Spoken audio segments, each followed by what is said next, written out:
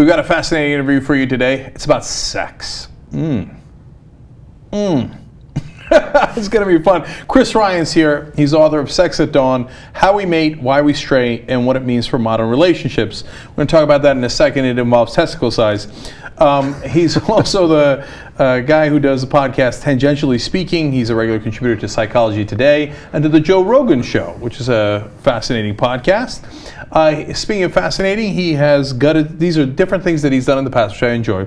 Gutting salmon in Alaska, teaching English to prostitutes in Bangkok, and teaching self-defense to land reform activists in Mexico. Does that mean you could break my arm in 3 seconds or less?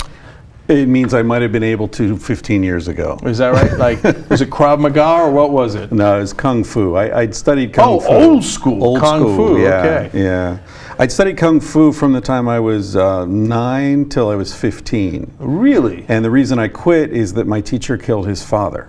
What? Yeah, it's a crazy story. I actually told the story on Joe Rogan's podcast. Uh-huh. And you know, it's so easy, like here in this TV studio, you remember there's an audience because of all the lights and stuff, right. But on a podcast, it's just a couple of guys and some microphones and you forget, you know? So I told this story forgetting that there were 500,000 people listening, right. And then I started getting emails. I got an email from a guy who was in the prosecuting attorney's office when that case happened, and he sent me some of the documents and stuff. These are things I haven't thought about since I was 15, you know? Wow. Yeah, it's crazy. Oh, but aren't in all those martial arts, aren't they supposed to tell you it is only for self-defense? Well, do not ever attack. Yeah. Unless it's your dad, in which case break his neck? Or? Well, I mean, the dad, what happened was the son came home, he was 27 or so, and his father was stuffing his mother's head into a toilet, and it was this crazy domestic abuse scene. Disaster. And they ended up getting into it. Yeah, it was a bizarre thing, and anyway, so I was in Mexico years later, and I met a guy, and he was teaching me Spanish, and then I ran out of money, and so you traded him ass-kicking lessons. Right. Essentially. That's awesome. And he was a pacifist. That's the weirdest thing. He was this like Jesus-like pacifist figure. And who then went on to kill his father. No. Well, who knows? Maybe I haven't been in touch. Well, Mexico's been a mess, so you never know. Yeah, this was in San Cristobal, and the guys I met later joined with the Zapatistas. Oh, really? Yeah, yeah. Wow, you were like Vice without the cameras before Vice. It was, yeah, and then I ran into this guy, and this has nothing to do with our interview. I ran into this guy like 10 years later in a completely different part of Mexico, in the street, in a place called Zacatecas. And he was with another guy who had been at they'd occupied a hacienda. And anyway, so this other guy was there, and I saw him in the street, and I said, Angel, ¿qué tal? How are you doing? And they didn't recognize me because I had a mustache now. I was 10 years older. And then when I said who I was, they said, oh, the CIA agent. Oh, they thought you were CIA because that was the nickname. That was like a joking nickname they'd given me. So they saw you with a mustache and they thought you'd gone into porn. They're like, you're a man now. Okay, no, it's Mexico, you know. It's a different thing in Mexico. Yeah. Okay. So have you ever done crocodile? What? Crocodile. That's like the crazy drug that they featured on Vice. Okay, because there's something about drugs later. Like you're into LSD or something, are you? Yeah, I studied consciousness and ethnobotany, which is the way various cultures use hallucinogens, particularly in healing ceremonies. I studied that stuff for about 10 years. I published some articles, and the one and only time I was ever in Israel was for the World Ecstasy Conference held at the Dead Sea Hyatt. Yeah, that was an interesting thing. Okay. Partially sponsored by the Israeli military, interestingly. Huh! Because ecstasy... the Israeli military not known for the word ecstasy, but... Okay. Well, you know, MDMA, which is what ecstasy is, chemically, is extremely effective in treating PTSD. Oh. And the Israeli military was and is interested in augmenting psychotherapy for soldiers who are suffering from PTSD. It's also good for treating like bad times and replacing them with good times for people who don't have PTSD. That's true. Right, and I read a story, now it's all coming together, about how a bunch of rabbis had gotten caught smuggling in like a shit ton of ecstasy. From Holland. Oh, is that right? Yeah, that was a whole different thing. That was, that was but you know all about it. Thing. Yeah. All right, so Dan Savage has described your book, Sex at Dawn, as the single most important book about human sexuality since Alfred Kinsey unleashed sexual behavior in the human male on the American public in 1948. That's heavy. That's a big compliment. Yeah. So that's nice. Yeah. So let's talk about that book and figure out why he said that. All right. So first of all, you're going to tell me that monogamy is not the way to go? No, I'm going to tell you that monogamy is not an easy way to go for our species. Mm-hmm. Whether or not one chooses to go that way is a completely different issue, mm-hmm. right? But what Casilda and I argue in the book, and I think the evidence we present is quite clear, that monogamy does not come naturally to our species. We are omnivores. We're omnivores in food. We're omnivores in our artistic interests, in our musical interests, in our culinary interests, just different flavors. We like to travel. We're intelligent beings. We're highly social beings. And sexuality fits into our social systems, just as it does, by the way, for chimps, bonobos, and dolphins, which are all three highly social, highly intelligent species. Mm. So human beings are among the very few species of mammals in the world, along with those I just named, who have sex for non-reproductive purposes, mm-hmm. right? And if you think about it, you're having sex. Yeah. Well, you're having sex, you're vulnerable, mm-hmm. right? You're making noise, you're not paying attention. Mm-hmm. So a leopard, any predator hears that and it's like 2-for-1 special, Yeah. It's great. So why would we have sex all the time? Why do we have sex when women are menstruating, pregnant, breastfeeding, postmenopausal? We have sex in all these different ways that can't possibly result in pregnancy. Because we're men, yeah. And women. Okay, and women, that's right. True, yeah. So, the question is why? Why on earth would we do that? It's a waste of energy, it makes us vulnerable, and risk of disease, all this stuff. And the answer is that sex is a very important part of establishing and maintaining complex social systems. And plus, so that's it. It feels really good. That's why it feels really good. It's been co-opted into this other evolutionary role. So, okay, I'm going to get back to that in 1 second. Now, you co-wrote the book with your wife, Casilda Jata, who you just mentioned there. Do you guys practice what you preach? We don't talk about our private life publicly. That was something that we decided before the book was published. I sort of worked out how I would answer that question. And in fact, the first person to ask me was Dan Savage. And it was on his podcast. And he asked me, and I said, our relationship is informed by our research. And he cracked up and he said, that's a great answer. That's what I'm going to say from now on. My relationship is informed by Chris Ryan's research. Okay, so that gives me the answer. I was going to have you blink if you were actually cheating on her, but I got it. I got it. But you're not cheating on her. I would never cheat on anyone. Even if you were not monogamous, you wouldn't be cheating because you would have had that conversation. That's the point, yes. Right, yes. I got you. Now, look, if you say to me, because now I'm going to argue with you, okay? So if you say to me, we're not purely monogamous, I say back to you, of course we're not, right? I mean, anybody knows that, any guy knows that, and any woman knows that. Look, so, it's not for no reason that every comedian in the world makes a joke about, like, after you get married, you don't want to have sex anymore, et cetera, you're used to that woman, you're looking for something, right. I believe what the kids call strange. Some strange. Yeah, on the side. Yes. Yeah. Okay. But I present to you the counter case, David Beckham.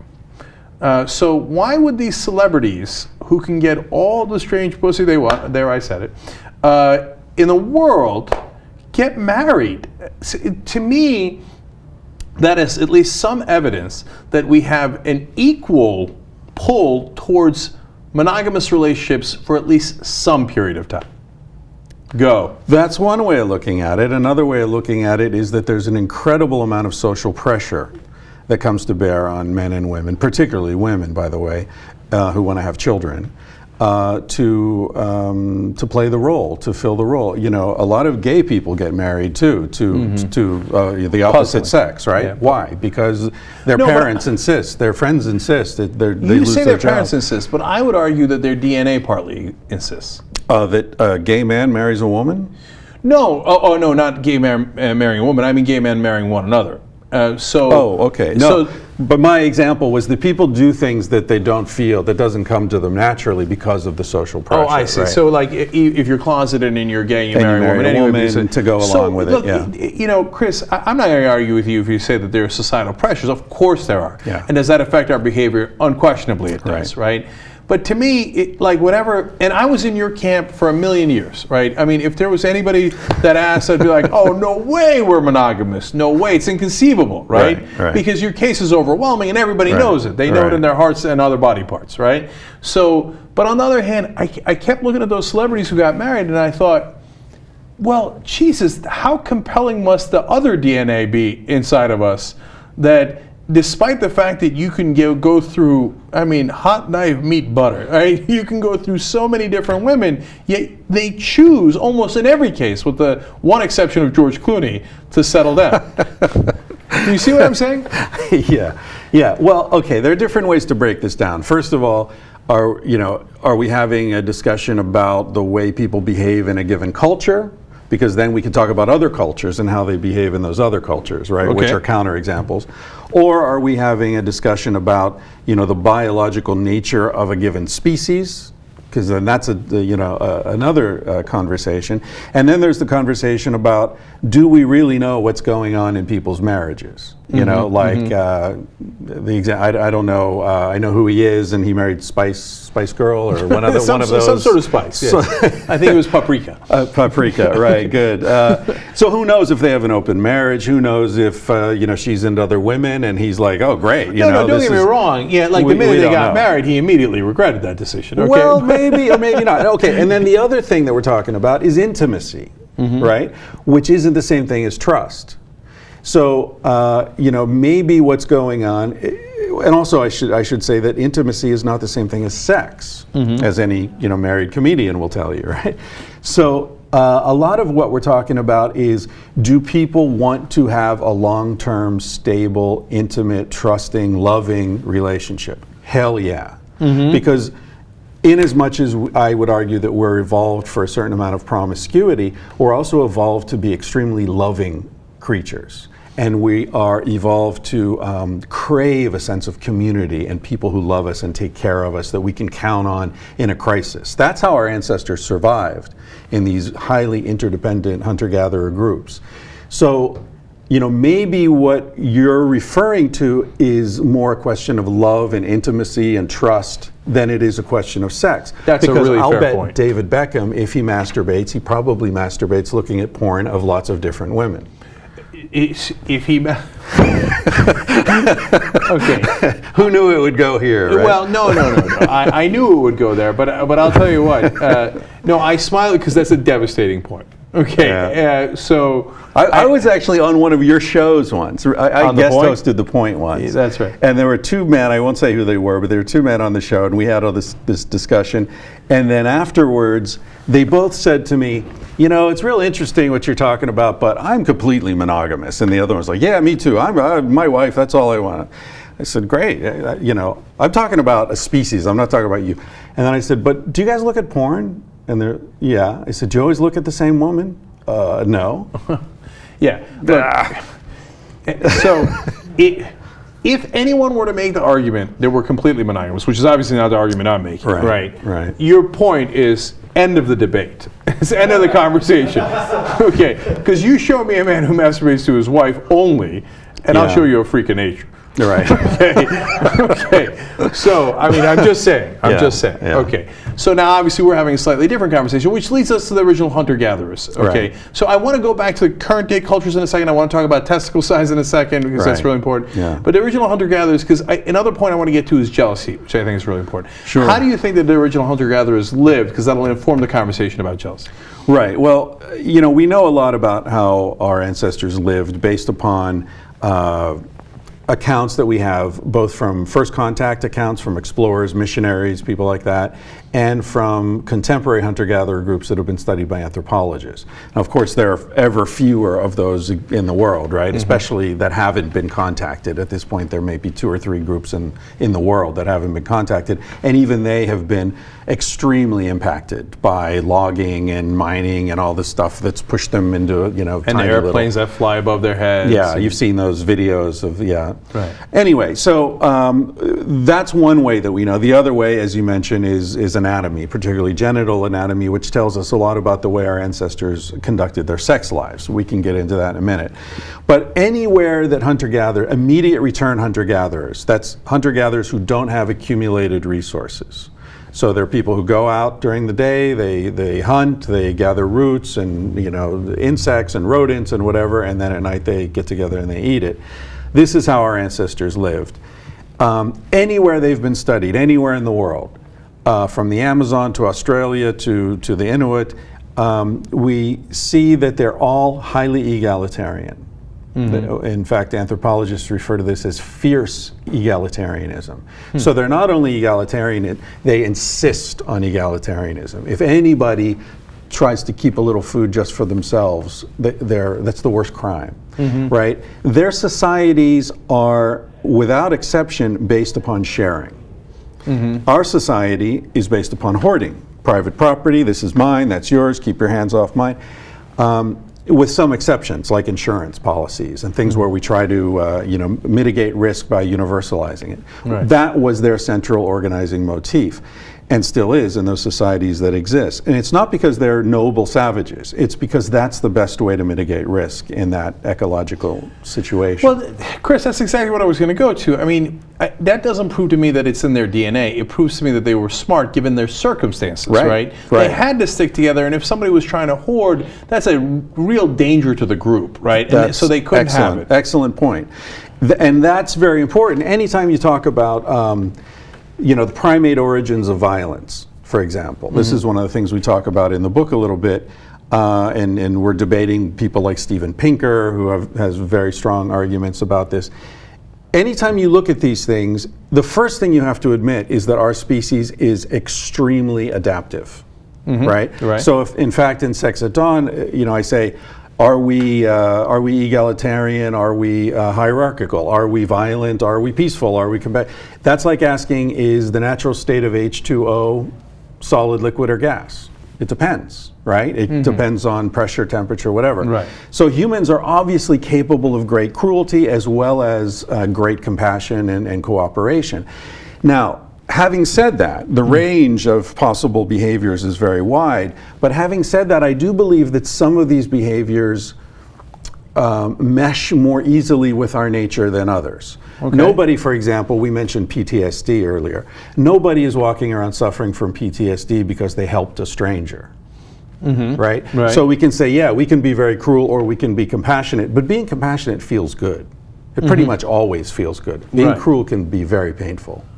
Okay, that's fair. But so my natural inclination is to believe that based on my experience, not because it necessarily has to be, but based on my experience and the things that I've read, that we are likely to be very much in balance between competitive and cooperative. So, and I'm always amused at the communists who think that we're strictly cooperative, and I'm amused at the Ayn Rand clowns who think we're strictly competitive, right? And that's the whole point of the Crime and Punishment, right? You read the book and there are no supermen, right? Because it's in our DNA to feel guilty if we do something wrong to someone else, right? Now, some people are sociopaths and they don't feel empathy, and that's different, and they're outliers, but generally we're social animals, as you point out with the dolphins, et cetera, and we're in that camp. So I understand that. Now, what you're going to have a hard time convincing me of is that it is not in balance, that we are actually 70% or 80% cooperative and only 20 or 30% competitive. So go for it. Well, you're assuming that competition and cooperation are opposites, right? But you're a football fan. And what is football but a vision of two highly cooperative groups in competition? That's right. Right? Yep. So cooperation can be an aspect of competition, and competition can be an aspect of cooperation. So they're not necessarily in conflict, is what I would argue. What I would say is that when it gets out of hand, as I said, there's a range, and when it moves out of that range, you get all sorts of pathologies. For example, to take another way of looking at it, diet, right? We're omnivores. We can eat almost anything. Very few animals can eat as wide a range of foods as we can. And that's one of the things that's helped us survive and thrive as a species. But when you move out of a certain range, you get diabetes, you get obesity, you get heart disease, you get high blood pressure, you get all these things, right? So yes, there's a wide range, but there's a less wide range in which you can maintain health. And the same thing is true of the psyche.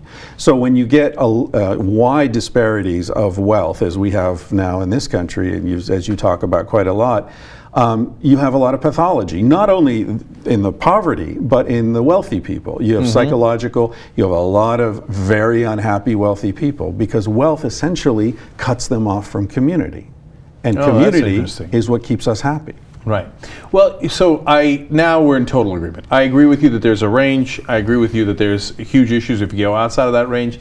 And even with income inequality, not just that it cuts you off from community, but it becomes a poison for the like the Koch brothers are a great example of it, right? Yeah. And you begin to believe your own BS, and you start to think you're better than other people. And it's what Ann Richards said about George W. Bush. He was born on third base and thought he hit a triple, right? So a great line. And Mitt Romney, during the elections, he's like, like, we're the doers. We're the guys who pulled themselves up from the What the fuck are you talking about? Your dad was governor. Yeah. Okay, you got everything handed to you on a silver platter. I just saw him make a news speech in front of the Mormons saying, well, sometimes life's about luck. Oh, now that you lost, it's about luck, right? So it creates a different pathology among the rich who are trying to hoard their materials. And there's a great study that we just covered on the show with Anna, where the Monopoly study. Yeah, that's fantastic. Where, when they give you extra money and they told you you're cheating, like we gave you more money than other competitors. It doesn't matter. The guy wins and he's like, oh, let me tell you why I'm so good. And he eats more pretzels. He eats more pretzels. And knocks them off the table and doesn't pick them up. Yeah, exactly. It's all sorts of things happen. Yeah. So let's talk about our balls. Okay. Speaking of us being animals. Talk to me about gonads and why the size of the gonad is possibly determinative. Okay, here's the thing. There are two fields of play on which competition between males happen in primates, particularly in apes, right? The great apes. One field is between individuals. So you have a species like gorillas who are quite close to humans. Not as close as chimps and bonobos, but they're the next. After chimps and bonobos, they're the next closest. So what happens with gorillas is the males fight among themselves. The dominant alpha male takes control of the harem of females, and he's the only male who's going to have sex with those females. The other males are kicked out. Sounds awesome if you're the alpha male. Are you kidding me? Yeah. Now, here's the thing, alpha male. Gorillas' penises are about that long. All right? Yeah. Like this. So, does it still sound good? Well, that whole thing, I didn't mean that. I didn't mean that. Let's do that again. But listen, I don't need a big dick. I got all the bitches already. Exactly. That's why. See, you got it. You got it. Sorry, you walked into that one, man. Boy, did I. Boy, did I. You knuckle walked into that one. Okay. Okay. So now, and you nailed it. The reason the gorilla's penis is so small and his testicles are the size of kidney beans is that there's no sperm competition. He's the only one having sex with them. So if it's not his sperm that impregnates them, nobody's gonna, right? Switch to a species like chimps, bonobos, and we argue humans, and you've got all sorts of interesting stuff happening in the genitalia of both males and females, but we're talking about males, that shows that there's competition taking place among the sperm cells. Okay, so while the males of gorillas get bigger and bigger because that's what allows you to win. So if you're the big, burly male, your genes get passed on, and then your sons will be big, and so on. With these promiscuous mating species, what you get is larger genitalia. You get testicles outside the body and a scrotum, which keeps the sperm cells cooler, so they last longer. In Sex at Dawn, we say an external scrotum is like an extra fridge in the garage just for beer, right? If you've got a beer fridge. I do. It's for Coke, but still. Okay, whatever it is, you're expecting a party at any moment, right? You don't have time to plan. It could happen. Guys could drop by and then, hey, we got a bunch of stuff. All of a sudden, I got new nutty bars. I got to drink with the Coke. Exactly. Exactly. Yeah. So that's what your scrotum is. It's that fridge in the garage. Okay. The other thing, there's the testicular evolution, and then there's also the penile evolution. Humans have the thickest penis of any of the primates, and arguably the longest. So, you got that right. And the reason for this is that the males aren't fighting it out so much. The males are all pretty much getting laid. right? Okay. And God so the bless. competition's taking place within the female's reproductive system. Huh. So the female Interesting. is actually capable of, the female is actually capable of, in subconscious levels, of choosing among the sperm of different males. And there's all sorts of interesting stuff. Like, for example, in the human ejaculate, the first spurt contains a chemical that attacks any pre-existing sperm cells that it encounters. I like that. The yeah. last, it's like a train, okay? So there's the spurt, and then the middle spurts have most of the active sperm cells, and then the last spurt has a protective chemical to protect your boys from whatever might be coming in later, so to speak, right? Yeah. The rear guard. The rear guard, exactly. yeah. So there are all these interesting things happening. Female orgasm. Why are women capable of having multiple orgasms and men one, and then you're like completely uninterested and want to go watch the rest of the game? That there are all sorts of things that only fit together when we understand that humans are a promiscuous species. So let's pause there to talk about how that would seem to indicate to me, based on common sense and logic, that women are actually more promiscuous than men. Because, I mean, you need the rear guard for a reason, because somebody else is coming back in, right? That's it. Multiple orgasms, you put all that together, Right. and it seems that she might be sneaking out at dawn. Right. Well, earlier you were like, oh, come on, it's obvious that we're promiscuous, but I think you were thinking of men, right? And this is what's been controversial about our book, that we're saying, no, women are as well. We are a promiscuous species, men and women. And women are under extreme pressure not to admit to that, not to admit it even to themselves, not to, only within the last 10 years, really, even in this society, has it been acceptable for women to be openly sexual and, and still women are being stoned to death around the world for the crime of having been raped, So we still live in an extremely inhospitable world for females to be openly sexual. So, I mean, it's this not a coincidence that Maury does every single show on "You are not the father," right? Because it was somebody else came in with a rear guard action, and and so that's part of our nature as well. So does that? I mean, flat out, is that a rational question, or does that not make sense? That are women more promiscuous than men? Well, we have to talk about capacity as opposed to behavior, right? Because you say, are they? Well, are in this society now? Probably not, in general, because the penalties are so large. But we can look at other societies. We can look at the Mosul Society, for example, which is about 100,000 people in southwestern China in the foothills of the Himalayas, who have a very interesting courtship sexual system, which is that all men and women are completely sexually autonomous. And this has existed for hundreds of years at least, because Marco Polo wrote about them. He traveled through there on his travels. So both men and women are completely autonomous. Every sexual encounter is a one-time event with no assumptions about continuity or obligation or anything like that. Sounds fun. Yeah. Now, you might say, what happens when the woman gets pregnant, right? Bingo. Okay. What happens is that the responsibility for the children falls to her sisters, and her brothers. So as a man, your responsibility is to your sister's children. Your biological role in fathering children is a non-issue. You have no responsibility. It's nothing to do with you. Your responsibility is to your sister's children. I don't believe it. I mean, I believe they exist. Okay, don't get me wrong. I believe they're outside of the range. You know how we talked about the range before? Okay. Yeah. I don't think it's a coincidence that most of the world cultures are similar, right? And I believe that it's in our DNA to really care about our sons and daughters. Like to want to know who they are and to take care of them. Okay, I would argue that it's in our DNA to really care about children. But that it's not in our DNA to distinguish necessarily between my biological child and my best friend's biological child. I think, especially in hunter-gatherer societies that have much less genetic variation than what we're used to in the Western world, what you find, in fact, is shared fatherhood. We talked about dozens of societies in the Amazon that still exist today that believe that a fetus is literally made of accumulated semen. So they don't even have this idea, one sperm cell, one egg. You know, Darwin didn't know that one sperm cell and one egg could fertilize.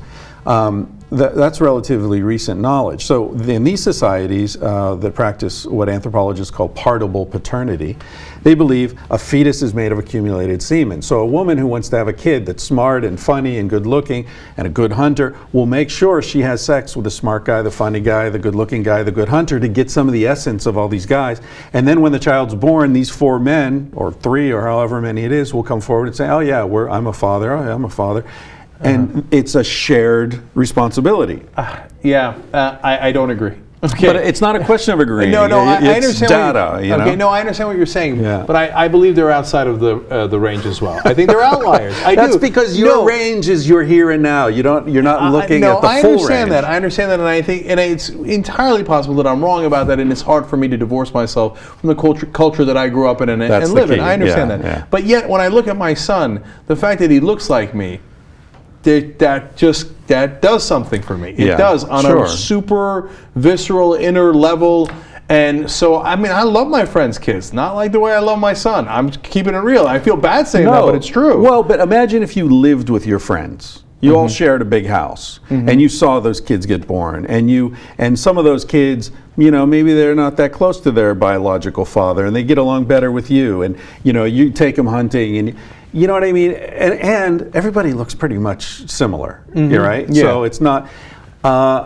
In that situation, I mean, I don't have kids, so I don't know. I was interviewed on Playboy TV once by a former model who has a show now, or maybe it was radio, I don't remember. I thought it was going to be a bullshit interview, whatever. She was amazing. She was so great. And one of the things, when I started talking about this, she was like, look, I adopted a kid 2 years ago. 2 years ago, I would have told you you're full of shit. Right now, I couldn't agree more. I love this kid. I couldn't love anyone more than I love this kid. It's not about blood. It's about shared intimacy. Let's go back to jealousy. So I agree to disagree on that. Okay. Right. So, and I like it when I do interviews like this, and when we bring out an expert, I'm like, expert. Expert, schmexpert. Research. You did all that research. Okay. I got common sense right here. Fair enough. No, seriously. So look, when you have the hunter-gatherer groups, they have to get along. They can't have the hoarders. That's a big crime. That's the biggest crime. I get that. And then they're also, as you say, not only sharing the food, but they're sharing each other. They're sharing women. They're sharing the parental duties, etc. That's super logical to me. I understand that, right? But the minute we start getting into larger groups, the other side of our nature begins to appear, right? We do begin to hoard. We begin to fight. And then all of a sudden we have kings. We have the one guy who kills enough people to where you go, all right, don't fuck with that guy, right? Yeah. And all of a sudden the gorilla in us comes out. Yeah, that's right. Right? You're right. So, and in that society... And our balls get smaller. But that's seriously. Literally? Yeah, it could be. I don't know. Okay, depends on how evolution goes. Yeah. But in that society, then jealousy is rampant, right? And so, and to the point where I suspect the guys inside the hunter-gatherer groups that were small wanted to hoard, they wanted to be jealous, but they weren't allowed to be because that was socially unacceptable. Like the women and men now want to have premarital sex, but in some societies they're not allowed to. Yeah, no, that's an excellent point and an excellent critique of this paradigm that we're laying out. And it is true that in a lot of hunter-gatherer societies there is jealousy. Men do fight over women. There is conflict and yelling and screaming, and you know, it's not Edenic at all necessarily. So you're right about that. I do agree. I think that as we said earlier, all these potentials exist within human nature, whatever we're going to call human nature. It's certainly very malleable. As far as jealousy goes, particularly sexual jealousy, I think, you know, I get asked this a lot, is this human nature? And my answer is that insecurity and fear are certainly part of human nature. You know, they're part of animal nature. Your dog gets, you know, insecure if you don't look at him, right? And fear is certainly part of our nature, fear of losing something that's important to us. However, when those things get focused and fixated upon the sexual behavior of another person, I don't think that particular expression of those feelings is human nature. I think that that's very much culturally defined. You talk about jealousy. Another word that works better for me is possessiveness, right? Seeing another person as your property. That's very much, I would argue, an adjunct of agriculture, of the suite of institutions and behaviors that came about when human beings first settled in stable societies and had accumulated resources. And as you said, kings, hierarchies, armies, priests, all this stuff sprang up about 10,000 years ago at the earliest in your part of the world, right, in the Fertile Crescent. Yeah. And that's when you start to see this men seeing women as their property. Even in hunter-gatherer societies where there is conflict over women, the men aren't saying, that's my woman. The men are saying, I don't want you with her. And the woman's saying, who are you to tell me who to be with? And the other guy's saying, it's the status of women in hunter-gatherer groups is quite high, almost universally, on a par with men and sometimes higher, depending how it's measured. So this idea that a woman belongs to a man really comes about with the advent of agriculture, when you have property that men are concerned about passing down to their sons. So how do you know he's your son? By having absolute control over her sexual behavior. Yes, that makes a ton of sense. And so that's the only, and so, we look at something like the Old Testament, that famous line, thou shalt not covet thy neighbor's wife, right? And we think that, most people would say that's an admonition to respect his marriage, and marriage is sacred. Read it in context. Nor his house, nor his ox, nor his sheep, nor his slaves. In other words, don't covet your neighbor's stuff, right? And the wife is just one of his things that you should not covet. Right. Well, okay, so I hear you. My neighbor's got an awesome ox. I've been looking at it like, hey, how you doing? Coveting his ox. Yeah, but so on the jealousy front, though, but women get jealous as well. Sure. And so they're not within that paradigm of property or not, yet they get possessive about their men. And to the point about the kids, right? So it's one thing is, yes, you want to pass on your property to your own kid. Right. But also, oftentimes, unfortunately, we'll see as we do this news show, we'll read many articles where a father who's with a woman and is taking care of her kids will abuse the kids, sometimes kill the kids, right? Yeah. And it reminds me of the lions when they go kill the cubs of other lions. And gorillas. Right. To have sex with the women, right? Yeah. And so when you see that, well, then you go, okay, well, it appears jealousy exists in both genders, plus if it's not your own, there's some sort of, again, visceral reaction from those people that makes me think that it's maybe a little bit more ingrained than just property rights. Yeah, it could be, especially as it's expressed in Western society now. So you get a guy who moves in with a woman who's got a couple of kids. Those kids represent a split in her affection, represent another guy that he's probably uptight about. There's all sorts of stuff being acted out there. But people abuse their own kids as well. So, sure. I'm very leery of arguments about what's in our DNA and what's not in our DNA, because even that is being called into question by things like epigenetics. I don't know if you've talked about epigenetics. No. Well, epigenetics argues that we have many genes that aren't triggered, right? So, like, you might have a gene for, redheadedness, and it's just not triggered. Whereas if you live in a certain environment that has certain pathogens or certain behavior, one of the great examples is, I think it was a Swedish study that men who had suffered starvation, like severe starvation in, I think, the First World War, or early 20th century, late 19th century, their grandchildren had higher rates of obesity.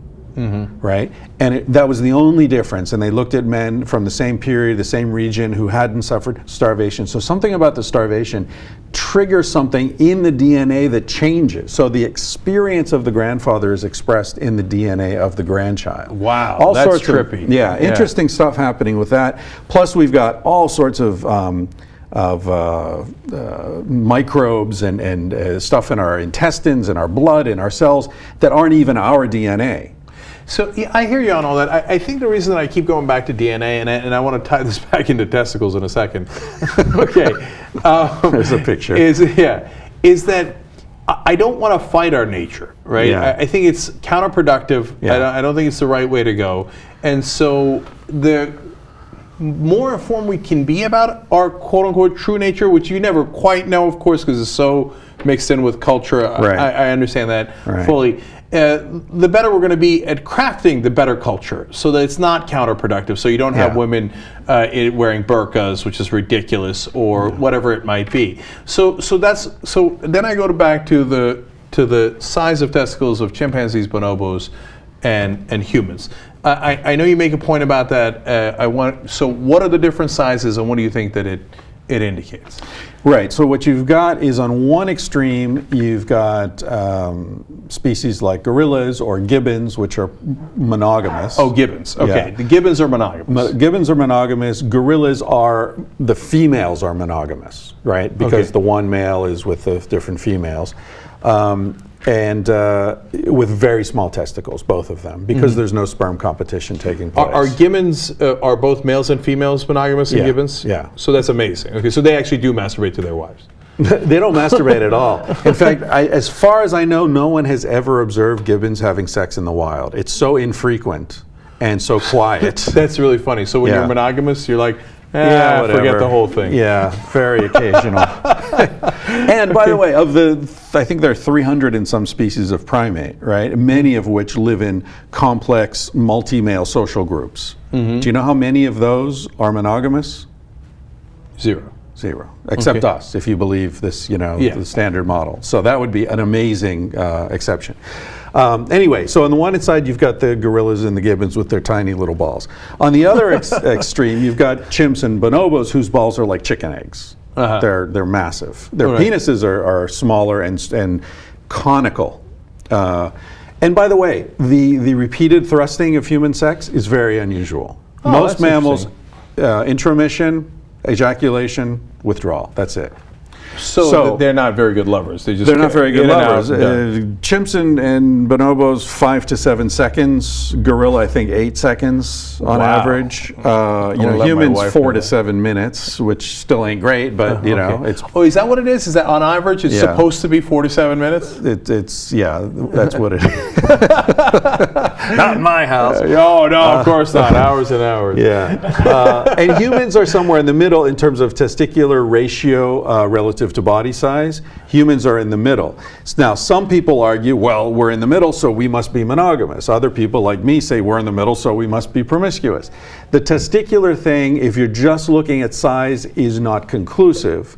If you look at the fact that our testicular tissue is high capacity, in other words, it is capable of producing far more sperm cells per gram than that of the gorillas and the gibbons, what it suggests, and I alluded to it earlier, is that our testicles were actually larger previously. And that monogamy, state-enforced monogamy, has possibly, this is pure conjecture, I don't have any evidence for this that's other than the suggestive evidence, that monogamy has reduced the size of men's testicles, in addition to things like soy and other naturally occurring estrogenic compounds. So you've got that. Then you've got the penis. Humans' penises, as I said, are far thicker and as long as any primates relative to body size. And we've got this strange flared head that no other primate has. That's the shovel, right? That's the shovel. What Dan Savage calls the plunger penis. What that does is it creates a vacuum. When you combine the flared head with the repeated thrusting action, it creates a vacuum in the woman's vagina that pulls back the sperm that's already in there. Right. So these, at least to me and to most other scientists, are clearly signs of sperm competition in our species. That's why we're thrusting. That's why we're thrusting, to pull back the sperm that's already in there. Then you have female orgasm, right? Biologists are completely confused by female orgasm. Why on earth would they? It's obvious why males have orgasm. Why would a female have an orgasm? Right. Well, it turns out that the female's reproductive tract, the pH, changes from an acidity that is hostile to sperm cells to an acidity that is welcoming to sperm cells. So she might have sex with 4 different males, but you come along, she really likes you, you smell right. There's a whole thing about smell and what the information a woman's picking up about a man's immune system from his smell. It's another discussion. But anyway, you smell right, she likes you, whatever. She has an orgasm with you. That gives your guys an immediate advantage. Yes. So Okay, I knew there's there an was a reason I was evolutionary working hard. purpose. Yeah. Okay. So that's interesting, and hence that would disfavor rape. Yeah, as a mating behavior, yeah, definitely. Okay. That's definitely. fascinating. So I have a conclusion. So Okay. at the conclusion of this interview, I have solved the puzzle. Okay. Good. So I'm going to move off of my 50-50, and I'll tell you why. So now, when you talk about ball size, I think that goes exactly to my thesis that we are half monogamous, half polygamous, half competitive, half cooperative, right? Because we're right in the middle between the gibbons, gorillas, and the bonobos and the chimpanzees. Right. But the thrusting indicates that we're more promiscuous than the chimpanzees and the bonobos, because we got to get that stuff out of there. We got to get the old stuff out of there. Whereas they're one and done, right? Yeah. So I'm going to move us. I'll move us to 65%. I was torn between 60 and 65. 65% promiscuous and 35% monogamous. Do we have a deal? I'll take it. Sure. Sure. Okay, shake on it. See, another example of cooperativeness. That moves us up to 70. That's good. All right. Well, look, this has been an awesome conversation. On another day, I'd love to talk about how egalitarian we are by nature, etc. We touched on it. There's a much larger conversation to have. But one thing you guys should do is check out Sex at Dawn, How We Mate, Why We Stray, and What It Means for Modern Relationships, because obviously it's a fascinating book. Chris, thanks so much for joining us. Thanks for having me on. It's great. Appreciate it.